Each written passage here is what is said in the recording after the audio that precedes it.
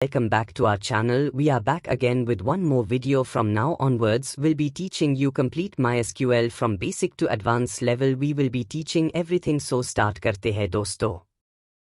So basically what is MySQL? MySQL is a relational database management system जो structure query language का इस्तेमाल करके database में data store manage या retrieve करने के लिए help करता है. तो अब यह database क्या चीज़ है?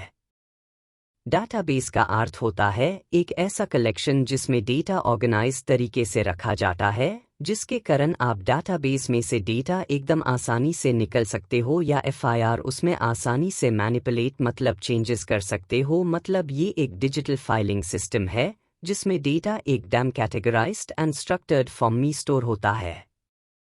आप डाटाबेस को लाइब्रेरी जैसे समझिए. लाइब्रेरी में कई सारी बुक्स होती है और वो कई सारी बुक्स को उनके शेल्व्स में एक तरीके से रखा गया है और हर बुक का एक ऑथर है और यूज ऑथर के कई सारे कंटेंट है. तो कितना स्ट्रक्चर तरीके से रखा गया है, तो यही तरीका होता है डाटाबेस का भी. आप शेल्व्स को टेबल समझ सकते हैं और बुक्स को प्राइमरी की एंड ऑथर को एट्रीब्यूट्स समझ सकते हो. तो डाटाबेस में टिपिकली होती क्या क्या है? तो डाटाबेस में पहली बार टू डेटा होगा. दूसरी चीज़ उसका एक स्कीमा होगा जो मल्टीपल टेबल्स को एक साथ कनेक्ट कैसे करना है उसका एक डिज़ाइन होगा, उससे स्कीमा कहते हैं. तीसरी चीज़ यूज़ डाटाबेस को मैनेज करने के लिए एक सॉफ्टवेयर होगा जो डाटाबेस मैनेजमेंट सिस्टम होगा. तो अब यह डाटाबेस में डेटा आता कहाँ से या FIR डाटाबेस यूज़ कहाँ होते हैं?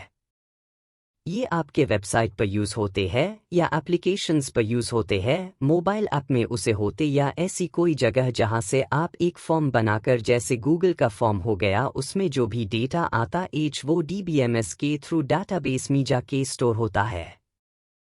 सो फ्रेंड्स, आप यहाँ देख सकते हो इमेज के थ्रू कि यहाँ एक एप्लीकेशन है जिसके पीछे DBMS सिस्टम वर्क कर रहा है उस एप्लीकेशंस का डेटा डाटाबेस में स्टोर करने के लिए.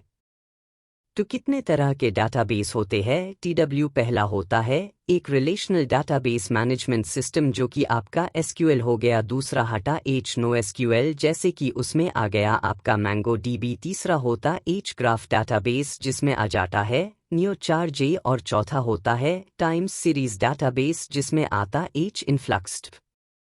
टू डू जो मोस्ट प्रोबेबली ज़्यादा करके यूज़ होता वो डाटाबेस है RDBMS और NoSQL डाटाबेस. तो आगे जाकर इन्हें दोनों की बीच में जो डिफरेंस है वह पढ़ेंगे.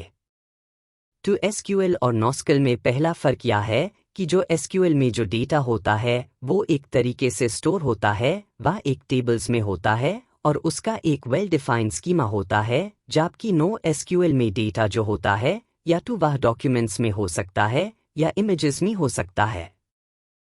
SQL में डेटा जो होता है उसी स्ट्रक्चर के थ्रू, उसी स्कीमा के थ्रू इंसर्ट होता है. जबकि NoSQL में ऐसा कोई स्कीम, मतलब उसमें स्कीमा जो होता है वह काफ़ी डायनामिक होता है, उसमें आप कभी भी मॉडिफाइड कर सकते हो. और जो NoSQL डाटाबेस सिस्टम होता वो बिग क्वेरी के लिए उसे करते हैं. तो अब जानेंगे कि RDBMS क्या होता है. RDBMS एक सॉफ्टवेयर है जो डेटा को स्टोर करता है टेबल्स के फॉर्म में, और वह सारे टेबल्स अगर मैंने मल्टीपल टेबल से UN सब के बीच में एक रिलेशनशिप बनाता है और वह सारे टेबल्स आप रिट्रीव कर सकते हो बाय यूजिंग SQL. RDBMS के कुछ फीचर्स होते हैं जैसे उसमें जितना डेटा होता है उनके सारे बीच में रिलेशन होता है, डेटा में एटोमिसिटी और कंसिस्टेंसी होती है, डाटाबेस का एक फिक्स्ड स्कीमा होता है. तो अब आप यहाँ देख सकते हो कि डेटा कैसे दिखता है. MySQL के अंदर टेबल्स के फॉर्म में उसका एक या एक इमेज है. तो बस आज के वीडियो में इतना ही. कल के दिन हम आपको सिखाएंगे कि टेबल्स कैसे बनते हैं डाटाबेस में और उसमें डेटा कैसे स्टोर करते हैं. Thank you.